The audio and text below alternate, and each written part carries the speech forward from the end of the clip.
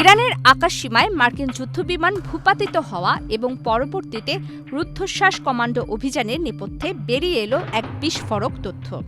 মার্কিন president Donald ট্রাম্পকে নাকি নিজের হোয়াইট হাউসের সিচুয়েশন রুম থেকে দূরে সরিয়ে রেখেছিলেন শীর্ষ সামরিক কর্মকর্তারা। যখন ইরানি ভূখণ্ডে দুই মার্কিন পাইলটের জীবন মরণ লড়াই চলছিল, তখন ট্রাম্পের আচরণে রীতিমতো বিব্রত হয়ে পড়েছিলেন খোদ পেন্টাগনের কর্তারা। ওয়াল স্ট্রিট জার্নাল এর এক্সক্লুসিভ রিপোর্টে দাবি করা হয়েছে, স্যান্ডেলিনা সো রূপচর্চায় আভিজাত্য। অপারেশন এপিক ফিউরি চলাকালীন প্রেসিডেন্ট ট্রাম্প এতটাই আতঙ্কিত হয়ে পড়েছিলেন যে তিনি কর্মকর্তাদের উপর ঘণ্টার পর ঘণ্টা চিৎকার করতে থাকেন। পরিস্থিতি সামাল দিতে তাকে অপারেশনের মূল কেন্দ্র থেকে দূরে সরিয়ে রাখা হয়।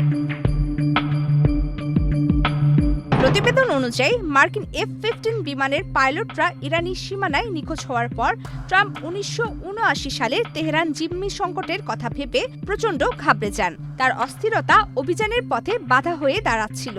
শীর্ষ সামরিক কমান্ডোরা মনে করেছিলেন ট্রাম্পের অস্থিরতা অভিযানের জন্য বিপজ্জনক হতে পারে।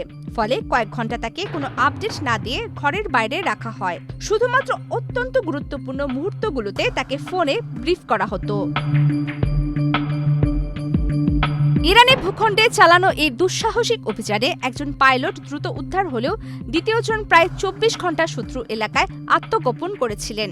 শেষ পর্যন্ত মার্কিন কমান্ডোদের একটি রাতের অভিযানে তাকে উদ্ধার করা হয়। এই লজ্জাজনক ঘটনার বিষয়ে ওয়াল স্ট্রিট জার্নাল যোগাযোগ করলে হোয়াইট হাউস সরাসরি কোনো মন্তব্য করেনি। তবে প্রেস সেক্রেটারি ক্যারোলিন লেভিট দাবি করেছেন, ট্রাম্প এই অভিযানে সাহসী নেতৃত্ব দিয়েছেন।